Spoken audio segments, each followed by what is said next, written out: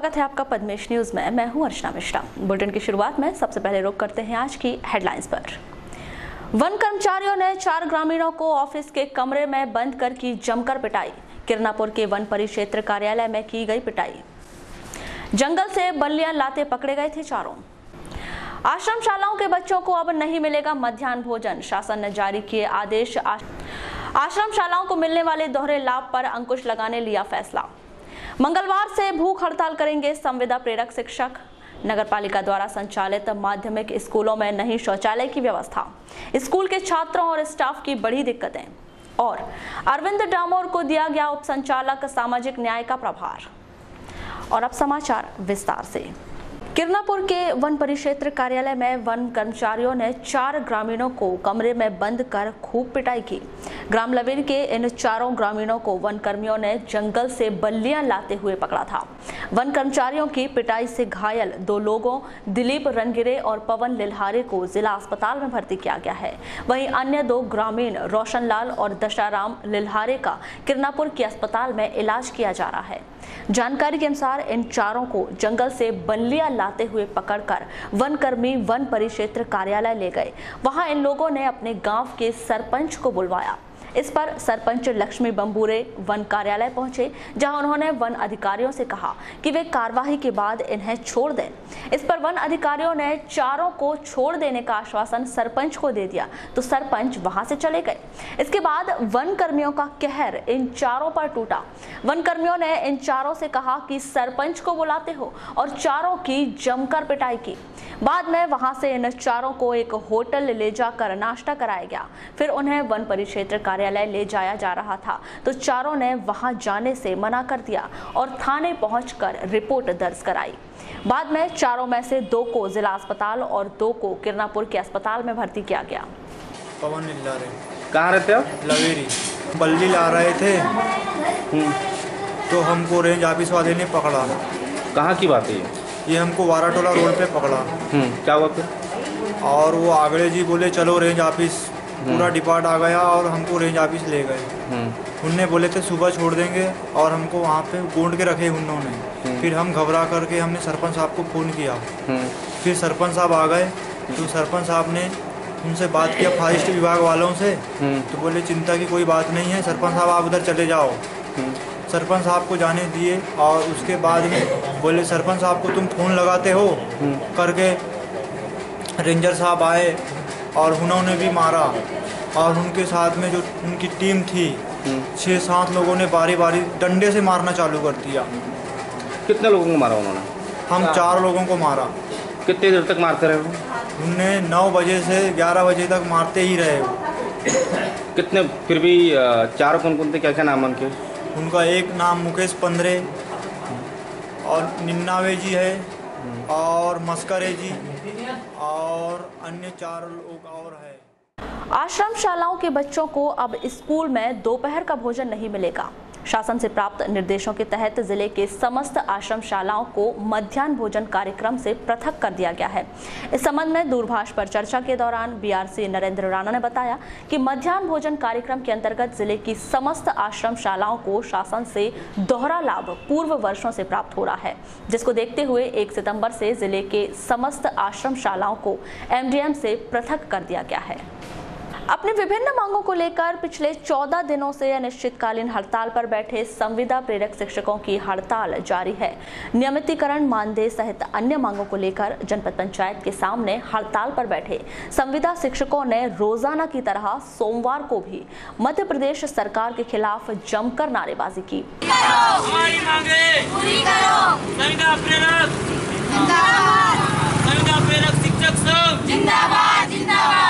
इस अनिश्चितकालीन हड़ताल के संदर्भ में की गई चर्चा के दौरान आदर्श प्रांतीय संविदा प्रेरक शिक्षक संघ के जिला अध्यक्ष अजय बाबिस्ताले ने बताया कि सरकार द्वारा अब तक उनकी मांगों को पूरा नहीं किया गया है, जिससे वे मंगलवार से अनिश्चितकालीन भूख हड़ताल करेंगे और इसके बाद भी यदि सरकार उनकी मांगों को पूरा नहीं करती तो पूरे प्रदेश में उग्र आंदोलन किए जाएंगे। अजय बाबिस्ताले, संविदा प्रेरक शिक्षक संघ।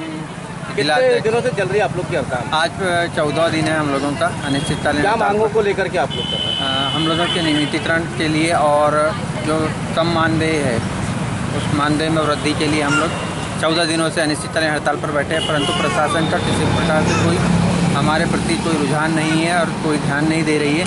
हम लोगों का यह विचार है कि पूरे प्रदेश स्तर पर आगामी यानी कल से अनिश्चितकालीन भूख हड़ताल पे जाने का हम प्रेरकों ने फैसला कर चुका है। तो क्या कितने प्रेरक हैं अपने ज़िले में? अपने ज़िले में 1165 प्रेरक है टोटल। तो सभी हड़ताल पर रहेंगे कल?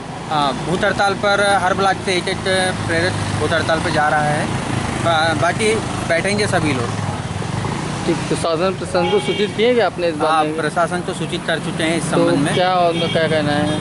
प्रशासन की तरफ से भी किसी प्रकार का कोई रुझान नहीं। कलेक्टर डीवी सिंह ने उप संचालक सामाजिक न्याय बालाघाट का प्रशासनिक प्रभार संभाल रहे आदिवासी विकास विभाग के क्षेत्र संयोजक SB बघेल को उप संचालक सामाजिक न्याय के प्रशासनिक प्रभार से मुक्त कर दिया है और उन्हें अपने मूल विभाग में वापस कर दिया है। इसके साथ ही जिला रोजगार अधिकारी अशोक मेश्राम को उप संचालक सामाजिक न्याय के आहरण संवितरण के प्रभार से मुक्त कर दिया गया है। जिला पंचायत के अतिरिक्त मुख्य कार्यपालन अधिकारी अरविंद डामोर को उप संचालक सामाजिक न्याय का कार्यभार सौंपने के साथ ही उन्हें आहरण संवितरण अधिकार भी सौंपा गया है। सड़क सुरक्षा समिति एवं बस स्टैंड निगरानी समिति की बैठक का आयोजन सोमवार को कलेक्ट्रेट कार्यालय में किया गया, जिसमें बस स्टैंड से पेट्रोल पंप को हटाए जाने, बसों की पार्किंग व्यवस्था, ट्रैफिक सिग्नल सहित 16 प्रमुख बिंदुओं पर चर्चा की गई। बैठक के बाद कलेक्टर डीवी सिंह ने संबंधित विभाग को यातायात व्यवस्था सुधारने को लेकर आवश्यक दिशा निर्देश दिए।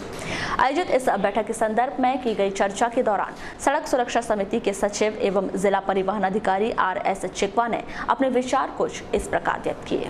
सड़क सुरक्षा समिति की बैठक आयोजित की गई जी। कितने बिंदुओं पर चर्चा की गई? 16 बिंदुओं पर चर्चा हुई।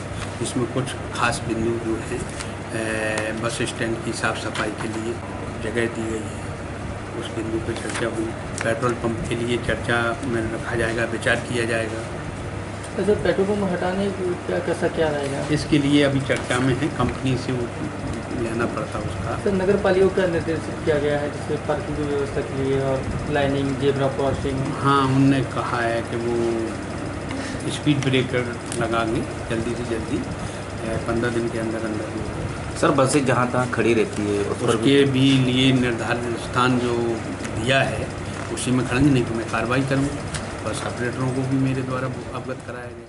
पथ विक्रेताओं को स्वच्छता, वित्तीय सहायता सहित शासन की अन्य योजनाओं की जानकारी देने के लिए मंगलवार को नगरपालिका परिषद बालाघाट में 2 दिवसीय प्रशिक्षण शिविर का आयोजन किया गया, जिसमें सिटी मिशन मैनेजर सत्यकांत मिश्र द्वारा पथ विक्रेताओं को विभिन्न जानकारियां प्रदान की जाएंगी। मैं सत्यकांत मिश्र हूं और दीनदयाल अंत्योदय योजना राष्ट्रीय शहरी आजीविका मिशन जो है नगरपालिका परिषद बालाघाट में सिटी मैनेजर के पद पर पदस्थ हूँ।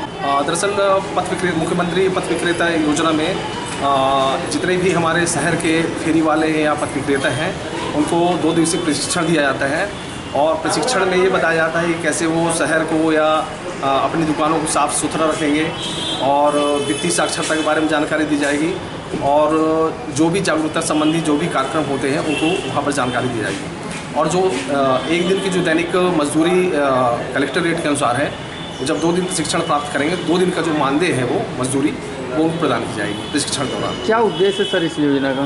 उद्देश्य ये है कि पहली चीज़ तो जागरूकता है। पथ विक्रेताओं को जो दीनदयाल अंत्योदय योजना है उसके बारे में इनको जानकारी नहीं, तो पहले तो उनको जागरूक करना है जानकारी के माध्यम से, और दूसरा इनको जो बैंक में जो वित्तीय संबंधी लेन देन होता है। जिले के ग्रामीण अंचलों में निवास करने वाले ग्रामीणों को डाकघर में खाता खुलवाने या मनी ऑर्डर के लिए डाकघर जाने की जरूरत नहीं पड़ेगी, क्योंकि डाक विभाग द्वारा शीघ्र ही जिले के तमाम डाकघरों में हेड हैंडल डिवाइस की व्यवस्था करवाई जा रही है, जिससे पोस्टमैन घर घर जाकर लोगों को डाकघर से मिलने वाली सुविधाओं को प्रदान करेंगे। इस संबंध में जानकारी देते हुए डाक विभाग के प्रवर अधीक्षक अतुल तिवारी ने बताया कि डाकघरों में कोर बैंकिंग सुविधा होने के बाद सितंबर माह से हैंड हैंडल डिवाइस की व्यवस्था करवाई जा रही है, जिससे ग्रामीणों को काफी सहूलियत मिल पाएगी। प्रक्रिया होगी सर। देखिए, ये हमारे ग्रामीण क्षेत्र में जो शाखा डाकघर हैं, बालाघाट संभाग में लगभग 596 शाखा डाकघर हैं, जिसमें कि सिवनी रेवेन्यू जिला, बालाघाट रेवेन्यू जिला, मंडला रेवेन्यू जिला और डिंडोरी रेवेन्यू, इसके अंतर्गत जितने शाखा डाकघर हैं उसमें एक हैंड हैंडल डिवाइस आना है। और इस डिवाइस में 3 ऑप्शन रहेंगे। एक बायोमेट्रिक रिकग्निशन के थ्रू, यानी आधार लिंक थंब इम्प्रेशन के साथ, एक कार्ड स्वाइप के साथ और एक पे टू पिन के साथ। डायरेक्ट स्मार्ट कार्ड आप उसमें टच करके और उसमें से अपनी आइडेंटिटी उस पर डिवाइस पे आ जाएगी और उसके आधार पे आप डिपॉजिट विड्रॉल की एक्सरसाइज जो है कर सकते हैं। ग्रामीणों को किस प्रकार से सुविधा मिल पाएगी सर? अब क्या ग्रामीणों को सुविधा ये मिल जाएगी कि अभी हम लोगों का जो प्लान है कि हमारा जो ब्रांच पोस्ट मास्टर है अभी वो एक ऑफिस में बैठ के और इस काम को कर रहा है। अब यदि वो घर घर भी जाता है उस डिवाइस को लेके, तो वो उस घर में यदि वहाँ पे उनको नया खाता खोलना है तो देन एंड देयर वो नया खाता भी खोल सकता है, यानी तत्काल खुल सकता है, तत्काल हो जाएगा ये सब काम। पेमेंट जैसे मान लीजिए मनी ऑर्डर जाता है, मनी ऑर्डर पेमेंट पहुँचता है तो अभी वो खबर करता है और ग्रामीण उसके पास आके और ये पेमेंट लेता है। अब वो उसके घर पे जाके उसको बताएगा, उसका थंब इम्प्रेशन लेगा, उसकी आइडेंटिटी कंफर्म हो जाएगी, उसको पेमेंट कर देगा। Door to door. नगर के जय स्तंभ चौक के पास ट्रक की टक्कर से साइकिल सवार घायल हो गया। घायल नेत्रा निवासी नंदकिशोर शिवहरे को जिला अस्पताल में भर्ती किया गया है। जानकारी के अनुसार नेत्रा निवासी नंदकिशोर पेंटिंग का कार्य करता है। वह सोमवार को जब बूढ़ी से नेत्रा जाने निकला तभी एक ट्रक चालक ने उसे टक्कर मार दी। घायल नंदकिशोर को जिला अस्पताल में भर्ती किया गया है। अरे कैसे क्या हुआ था आपके साथ में आज? सर मैं साइकिल से चल रहा था, पीछे से ट्रक वाला लाके सामने चक्कर के पीछे से मारा उसने। कहाँ की बात है ये जयस्तंभ चौक की। कहाँ जा रहे थे आप? सर मैं काम से घर जा रहा था। कहाँ काम करते हैं? सर बूढ़ी में पेंटर काम करते हैं हम लोग, घर जा रहे थे काम। अकेले थे क्या आप उसमें? ये सर 3 लोग थे हम लोग, आगे पीछे साथ में थे, आगे पीछे। नगर पालिका परिषद बालाघाट द्वारा सोमवार को दीनदयाल अंत्योदय योजना, राष्ट्रीय शहरी आजीविका मिशन के तहत विभिन्न योजनाओं में पंजीकृत हितग्राहियों को लाभ प्रदान किया गया है। नगर पालिका अध्यक्ष अनिल धोवारे द्वारा हितग्राहियों को सहायता राशि के चेक और ई रिक्शा की चाबी सौंपी गई।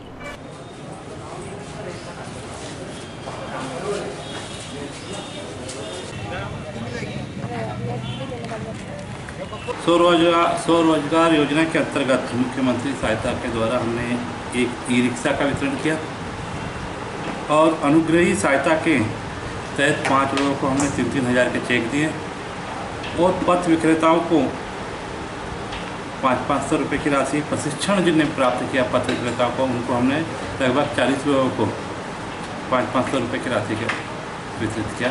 ये शासन की योजना है कि उन्हें तो प्रशिक्षण के साथ साथ उनको राशि भी देते हैं और जिससे कि उनकी जो दैनिक मजदूरी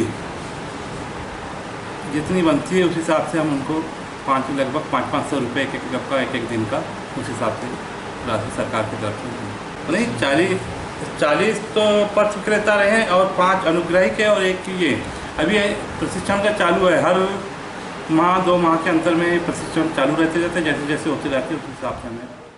पशु चिकित्सा विभाग में पर्यावरण के प्रति जागरूकता का संदेश देने के लिए विभाग के आला अधिकारी और कर्मचारियों ने कार्यालय परिसर में वृक्षारोपण किया।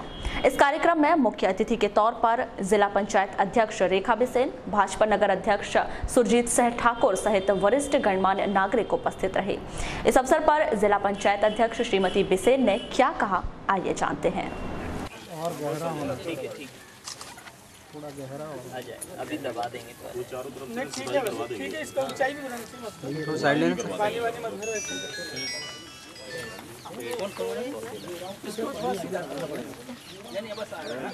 हो गया है। लेकिन मैं ये कहना चाहती हूँ कि जो पशुपालन विभाग ने जो जागरूकता दिखाई वृक्षारोपण के संबंध में और उन्होंने अपने कार्यालय की चिंता की कि हमारा कार्यालय साफ सुथरा होना चाहिए, उसमें पौधे लगना चाहिए और जो पर्यावरण का हमारा उद्देश्य है वो पूरा होना चाहिए, क्योंकि पर्यावरण के जो फायदे हैं आप सभी को इसकी जानकारी है और इसकी उन्होंने चिंता किया है। तो मेरा ऐसा मानना है कि हर विभाग अपने अपने ऑफिस की अपने अपने कार्यालय की ये चिंता करे तो जो काम बहुत आसान होगा और सभी कार्यालय साफ सुथरे होंगे और झाड़ वृक्ष वहाँ पर हरे भरे होंगे।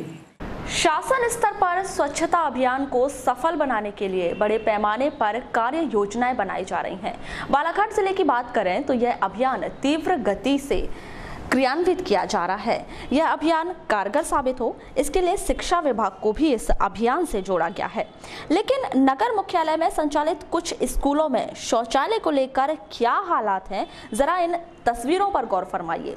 ये छात्र नगर के गुजरी चौक स्थित नेहरू माध्यमिक विद्यालय में अध्ययन कर रहे हैं, जहां व्यवस्थाओं के नाम पर कुछ भी नहीं है।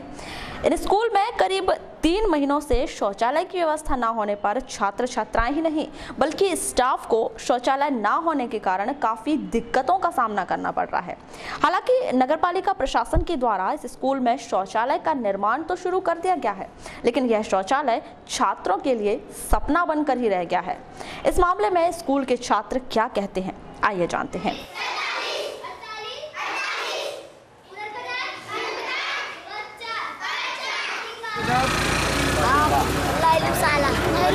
अभी कहाँ घूम रहे बाजार में आप लोग? तो आपके स्कूल में टॉयलेट नहीं है? क्या पढ़ाई होती है? और कितने बच्चे जाते हैं बाहर टॉयलेट करने? सभी लोग जाते हैं बाहर। अच्छा, तो यहाँ पे होना चाहिए कि नहीं टॉयलेट? होना चाहिए ना। तो मैडम लोग को आपने बोला नहीं कि यहाँ टॉयलेट बनवाओ? वहीं शौचालय न होने की वजह को बयां करते हुए स्कूल की प्रधान पाठिका सुचित्रा परिमल ने क्या कहा, आइए जानते हैं। टॉयलेट पहले बनवाया गया था, लेकिन ये नगर पालिका के द्वारा तोड़ दिया गया। अभी वो लोग फिर उसका निर्माण करा दे रहे हैं हमारे लिए, तो बच्चों के लिए और उनके लिए। अभी फिलहाल नहीं। ऐसी स्थिति में बच्चे कहाँ जाते हैं टॉयलेट? बच्चों के लिए तो बहुत ज़्यादा मुसीबत है। बच्चों के साथ साथ शिक्षिकाओं के लिए भी उससे ज़्यादा मुश्किल काम है। तो अभी कहाँ जाना होता है आपका टॉयलेट? बच्चों को ये है कि अपने घर जाएंगे या इधर बाजू में गंदगी का आलम है, वहाँ जाते हैं। फिर इस स्कूल के अलावा नगरपालिका प्रशासन द्वारा संचालित शासकीय माध्यमिक स्कूल जय हिंद टॉकीज बालाघाट में शौचालय की स्थिति बद से बदतर है, लेकिन नगरपालिका प्रशासन द्वारा इस ओर अब तक ध्यान नहीं दिया गया है। इस संबंध में दूरभाष पर चर्चा के दौरान नगरपालिका अध्यक्ष अनिल धुवारे ने कहा कि शौचालय का निर्माण कार्य जारी है, जिसे शीघ्र पूर्ण कराया जाएगा। यहाँ कम से कम कई जमाने से हो गया, साल तो छोड़ दो, कई सालों से चल रहा है। गुजरी के अंदर ये स्कूल हैं, बड़ी बड़ी नाम चलती महा नेहरू कन्याशाला स्कूल।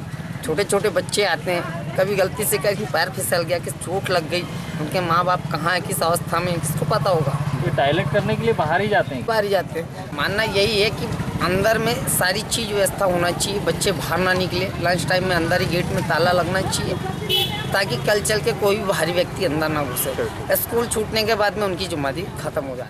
धन की देवी महालक्ष्मी जी की विशेष पूजा अर्चना का पर्व महालक्ष्मी की तिथि को लेकर भ्रम की स्थिति है।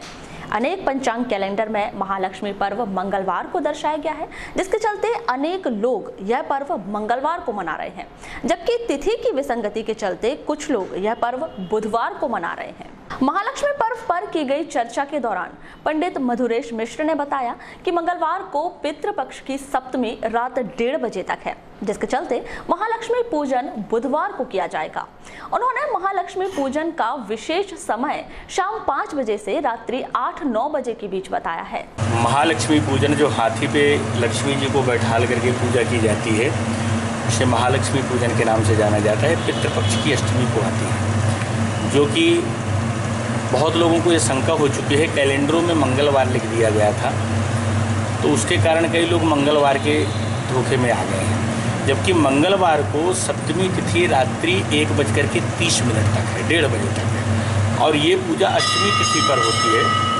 और अष्टमी तिथि बुधवार 13 तारीख को है, और इसका जो पूजन का समय रहता है वो संध्याकालीन समय होता है, यानी सायं 5 बजे से लेकर के रात्रि 8-9 बजे तक इसका मेन पूजन का विधान है। गोधूली बेला पर पूजा का विधान है, तो वो 13 तारीख बुधवार को है। तो आप लोग बिल्कुल निश्चिंत रहिए, आप लोग बिल्कुल चिंता विचार में मत पड़ें। आपको बता दें, कुंवार मास के कृष्ण पक्ष की अष्टमी तिथि को मनाए जाने वाले इस पर्व पर महिलाएं व्रत रखकर शाम को फुलहरा सजाकर हाथी पर सवार महालक्ष्मी जी की पूजा अर्चना करती हैं और विशेष प्रकार के पकवानों के 16 नग माता जी को अर्पित किए जाते हैं। महाभारत से जुड़ी कथा के अनुसार इस व्रत में पांडवों की माता को हाथी नहीं मिलने पर पांडवों ने पूजा के लिए स्वर्ग से ऐरावत को धरती पर उतार लिया था।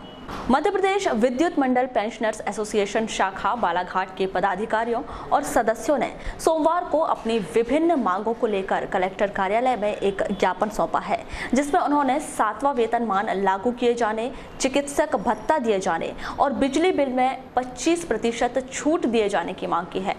मामले के संदर्भ में की गई चर्चा के दौरान एसोसिएशन के सचिव ID पटले ने बताया कि काफी लंबे समय से एसोसिएशन द्वारा अपनी 3 सूत्रीय मांगों को लेकर ज्ञापन सौंपा जा रहा है, लेकिन सरकार ने उनकी मांगों पर आज तक ध्यान नहीं दिया है। मैं ID पटले, संगठन सचिव, और आप हैं पेंशनर संघ के अध्यक्ष RS सिंह। सर, आज जो आप कलेक्ट्रेट में आए, क्यों आए हैं, किस बात को लेकर ज्ञापन सौंपा जा रहा है? आज मध्य प्रदेश विद्युत मंडल पेंशनर एसोसिएशन जो है, उसके माध्यम से माननीय मुख्यमंत्री महोदय ऊर्जा मंत्री को ज्ञापन दे रहे हैं, क्योंकि पेंशनर्स को अभी तक 7वां वेतनमान का लाभ की घोषणा नहीं की गई है, जबकि छत्तीसगढ़ राज्य जो हमसे अलग हुआ था उसके 17 जिलों में जितने भी पेंशनर्स हैं उनके पेंशनरों को घोषणा लागू करने का आदेश हो चुका है, पर मध्य प्रदेश विद्युत मंडल में न राज्य शासन के पेंशनर्स को लागू किया गया है और न ही मध्य प्रदेश विद्युत मंडल की। जबकि हमारी मांग ये है कि पहले पेंशनर्स के लागू करना चाहिए, क्योंकि पेंशनरों की संख्या उतनी नहीं है जितनी रेगुलर एम्प्लॉइज अधिकारी कर्मचारियों की है।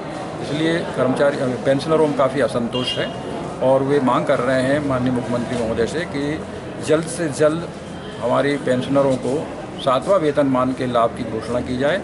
उसके साथ ही हमारी अन्य मांग जो दूसरी है वो ये है कि मध्य प्रदेश विद्युत मंडल के पेंशनर्स को चिकित्सा भत्ता नहीं दिया जाता और न ही जिला चिकित्सालय में कोई सुविधा दी जाती, जबकि अन्य पेंशनरों को राज्य सरकार के जिला चिकित्सालय में अतिरिक्त बीमारियों में उनको वहाँ से दवाइयाँ आवंटित की जाती हैं। एसोसिएशन द्वारा सौंपे गए ज्ञापन के संदर्भ में की गई चर्चा के दौरान अपर कलेक्टर गोविंद दुबे ने बताया कि पेंशनर्स एसोसिएशन द्वारा 3 सूत्रीय मांगों को लेकर ज्ञापन सौंपा गया है, जिसे मुख्यमंत्री कार्यालय प्रेषित किया जाएगा और मुख्यमंत्री कार्यालय से जो भी आदेश प्राप्त होंगे उस आदेश के तहत कार्य किया जाएगा। इसमें जो हमारे पेंशन कर्मी हैं 7वें वेतनमान की लाभ के लिए जो है इन्होंने ज्ञापन दिया है माननीय मुख्यमंत्री जी की तरफ और माननीय कलेक्टर महोदय की ओर। तो इस ज्ञापन पे इनकी जो भी मांगें हैं उसको मुख्यमंत्री जी की तरफ प्रेषित किया जाएगा और वहाँ से जो भी दिशा निर्देश मिलेंगे उसके हिसाब से फिर कार्रवाई की जाएगी। सर, आपका नाम बताइए। मैं गोविंद दुबे हूँ, डिप्टी कलेक्टर हेडक्वार्टर्स। तहसील कटंगी के ग्राम उमरी में विगत दिनों तथागत बुद्ध की प्रतिमा पर गोबर फेंके जाने का मामला सामने आया था, जिसमें आरोपियों की गिरफ्तारी को लेकर समाज द्वारा कटंगी बंद कर प्रदर्शन किया गया था। इस मामले में कटंगी पुलिस द्वारा 4 नाबालिगों को आरोपी बनाया गया था। अब इसी मामले में एक नया मोड़ सामने आया है, जिसमें समाज और नाबालिग आरोपियों द्वारा सोमवार को एसपी कार्यालय पहुंचकर एसपी अमित सांघी को शपथ पत्र के साथ ज्ञापन सौंपा है, जिसमें उन्होंने कटंगी पुलिस पर झूठा अपराध दर्ज करने का आरोप लगाया है। साथ ही उन्होंने मामले में लिप्त सही आरोपियों को गिरफ्तार करने की मांग की है और मांग पूरी न होने पर ग्रामीणों द्वारा एक बार फिर से आंदोलन किए जाने की चेतावनी दी है। मेरा नाम प्रशांत हुमनेकर है, मैं कटंगी में निवास करता हूं और चूंकि सामाजिक गतिविधियों में मेरी एक्टिविटीज़ रहती है और साथ ही साथ विगत पिछले 10 तारीख को यह घटना सामने आई थी कि बुद्ध आम्बेडकर की मूर्ति में जो कि उमरी में है वहाँ पे गोबर फेंकने का मामला सामने आया था।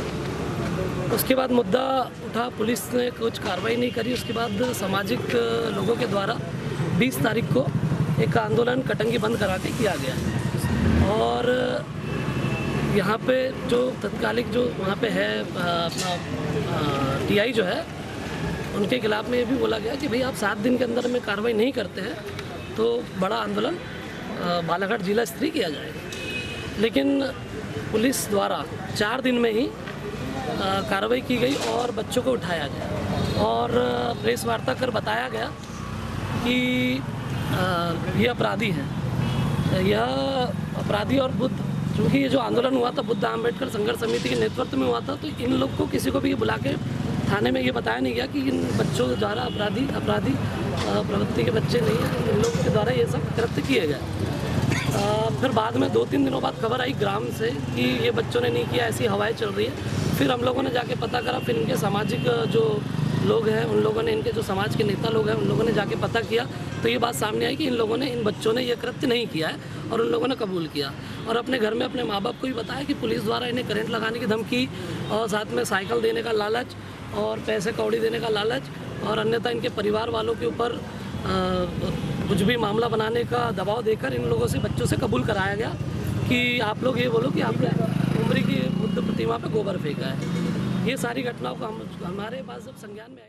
मामले को लेकर की गई चर्चा के दौरान एसपी अमित सांघी ने बताया कि पुलिस द्वारा गिरफ्तार किए गए सभी नाबालिग आरोपियों के बयान समाज के सामने लिए गए थे, जिसमें उन्होंने उक्त घटना को अंजाम दिए जाने की बात स्वीकार की थी, लेकिन अब वे अपने बयान से इनकार कर रहे हैं, जिसके चलते पुनः एक बार फिर से मामले की जाँच कराई जाएगी।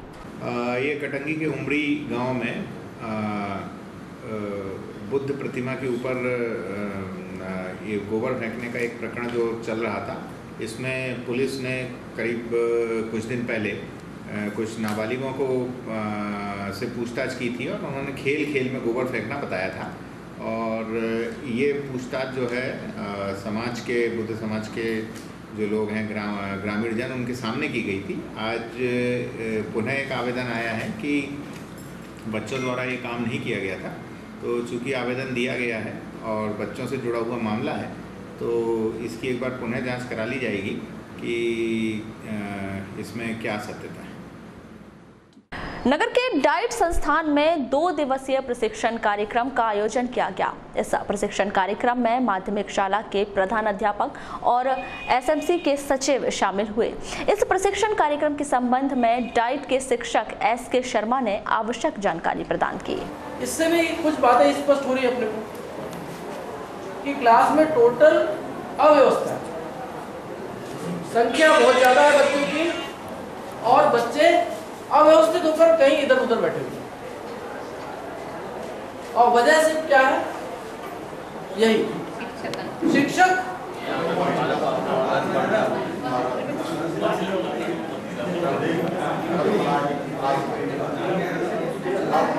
ये प्रशिक्षण माध्यमिक शालाओं में कार्यरत प्रधानाध्यापक या प्रभारी प्रधानाध्यापक जो शाला प्रबंधन समिति के सचिव होते हैं, उनका प्रशिक्षण आयोजित किया जा रहा है।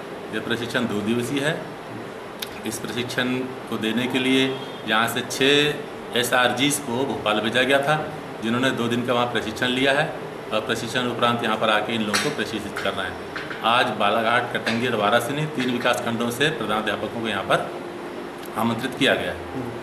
सर, मुख्य उद्देश्य क्या है ये प्रशिक्षण का? मुख्य उद्देश्य यह है कि शाला संचालन समिति जो होती है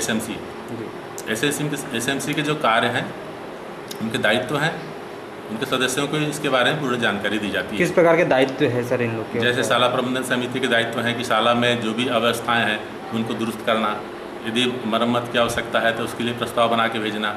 इसके अलावा मुख्य उद्देश्य ये है कि शिक्षा की गुणवत्ता में सुधार लाना है। ब्रह्म कुमारी ईश्वरीय आश्रम वारासिवनी द्वारा ग्राम खापा में 1 दिवसीय सत्संग का आयोजन किया गया।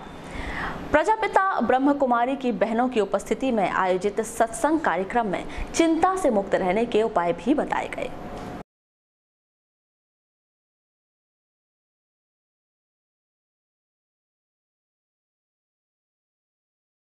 खापा कैसे पहुंचना हुआ और आप यहाँ पहुंचे तो क्या मार्गदर्शन दिए? प्रजापिता ब्रह्मा कुमारीश्वरी विश्वविद्यालय वारासिवनी के तत्वाधान में आज खापा गांव में 1 दिवसीय ईश्वरीय सत्संग का कार्यक्रम रखा गया था और ये कार्यक्रम तो आज सवेरे अचानक ही बना और यहाँ पर हमारा आना हुआ। 1 घंटे का सत्संग हुआ जिसमें गीता पर आधारित आत्मा और परमात्मा के विषय पर ईश्वरीय ज्ञान की चर्चा हुई। आज के समय में हर मनुष्य कैसे तनावग्रस्त है, चिंतित है, कोई ना कोई बात से लेकर के दुखी है, परेशान है और कैसे उन समस्याओं का गीता के ईश्वरीय ज्ञान के माध्यम से हम अपने जीवन को सहज बना सकते हैं। उस परमपिता परमात्मा से कैसे हम अपना संबंध जोड़ करके अपने मन के अंदर शांति, खुशी, आनंद, प्रेम समाज में हम स्थापित कर सकते हैं, परिवार के अंदर कैसे एकता स्थापित कर सकते हैं, इन सब बातों पर सत्संग के माध्यम से चर्चा हुई। ओम शांति। व्यक्ति हम समय मानसिक तनाव में रहता है, उसके लिए क्या करना चाहिए लोग? उसके लिए सदैव हमें अपने मन के अंदर जो भी निगेटिव विचार हैं उनको कैसे भी करके समाप्त करके पॉजिटिव विचार हम लाएंगे तो हमारे अंदर से तनाव आप ही ख़त्म हो जाएंगे। और पॉजिटिव विचार हमें कोई ना कोई प्रकार से सत्संग के माध्यम से ही प्राप्त होते हैं, या अच्छे लोगों का संग करने से या कोई अच्छी किताबें पढ़ने से हमें पॉजिटिव विचार मिलते हैं। तो पॉजिटिव विचार जहाँ पर हमारे अंदर आते हैं वहाँ हमारे अंदर से तनाव आप ही विदाई ले लेते हैं, बुराइयाँ भी दूर हो जाती हैं। बुराइयाँ भी दूर हो जाती हैं। जगत जननी मां भवानी की आराधना का पर्व नवरात्र अगले सप्ताह से शुरू हो रहा है। इसके चलते वारासिवनी के मूर्तिकारों द्वारा माता जी की मनोहारी मूर्ति को बनाने का कार्य तेजी से किया जा रहा है।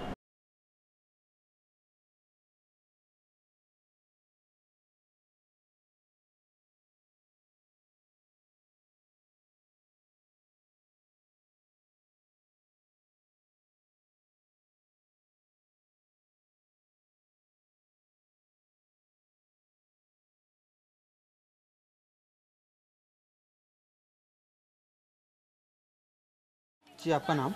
मुरली ढेकने। हाँ, क्या मूर्तिकार है आप? कितने वर्षों से आप ये मूर्ति का निर्माण? ये तो बचपन से ही समझ लो काम कर रहे हैं। पूर्वजों के समय से आता जी है? जी जी, हमारा पुश्तैनी काम है। पुश्तैनी काम। तो अभी कौन सी मूर्तियाँ निर्माण किए जा रहे हैं? अभी माँ दुर्गा जी का। दुर्गा जी का। तो अभी क्या कार्य चल रहा है अभी? अभी बस तैयारी चालू है, माता जी की मिट्टी वगैरह लगाने का काम चालू है। तो यहाँ से मूर्तियाँ कहाँ कहाँ जाती है आपके? यहाँ हम लोग वारासिवनी प्रॉपर वारासिवनी में देती हैं, खैरलांजी तक जाती है मूर्ति, कटंगी जाती है। कटंगी जाती है। और क्या पाया अभी शासन से आपको लोग को क्या मिट्टियाँ और लकड़ियाँ और उपलब्ध हो रही हैं? नहीं, अपने तो स्वयं ही समझ लो। शासन के द्वारा से कोई नहीं, शासन से कोई मान्यता नहीं इसका। ऐसा कोई ऐसा मिला नहीं आपको? खदान ने कोई ली हुई होगी मिट्टी की? नहीं, अपने प्राइवेट ही है, अपनी निजी जगह है मिट्टी की।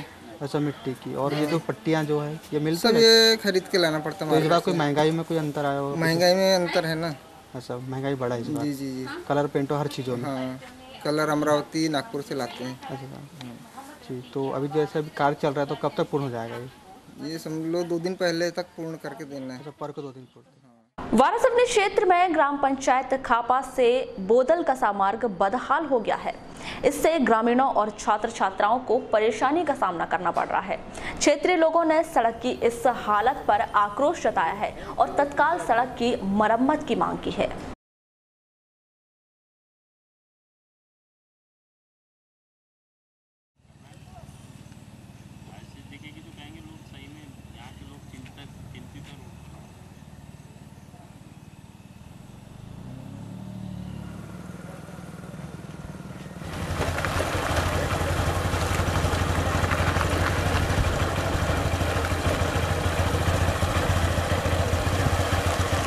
ये जो खापा से बुदलका से जो मार्ग आगे निकलती है, ये पंचायत में आती है या विभाग में आती है? ये खापा से बुदलका मार्ग लगभग लंबाई 3 किलोमीटर है और ये ग्राम पंचायत के अंतर्गत आती है।